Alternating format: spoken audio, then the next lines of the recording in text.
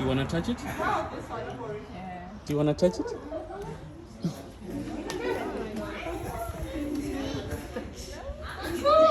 Thank you. Give him a nice hand. All right. Thank you. Right. You want to touch it? Wait. You guys are going to touch the other one later.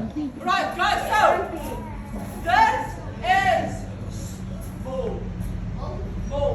And all over here is a bull python. Right, they are named bull pythons because they roll themselves up into little bulls. Alright? Another name for this snake is a royal python. Long ago in ancient Egypt, the pharaoh's wife used to wear this snake as jewelry while it was alive. So she'd take this snake, wrap it around her arm, walk around like that. That would show money and power. Remember, you are warm-blooded. A snake has cold blood. So if you wrap it around your arm, he's going to stay like that. For him, it's like sitting by the fire or by the heater. Right now, these guys are the smallest python species in the world. They grow to be about this big. They don't grow bigger. So even if they do squeeze your arm, it doesn't hurt. Right, so these guys are constrictors. That means big hugs till the mouse or rat dies, then they eat it. Big hugs because there's kids involved. Alright? Now tell me, do you get poisonous snakes? Yes.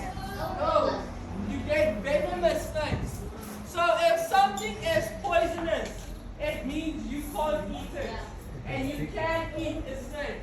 Right? I won't recommend it, but you can. You get strange people. Right? Now, yeah, you'll find on a venomous snake, they have venom glands right there next to the fangs. Right? Those are like little bags filled with venom. As the snake uses it, it refills. Alright, so it's not to say once it's done, it's done. Go. Right. Now, so Afrikaanse mense, jy kry nie 'n giftige slang nie, jy kry 'n slang met gif. Okay. Now, I know some of us have been taught that a dead snake is a good snake, but that's not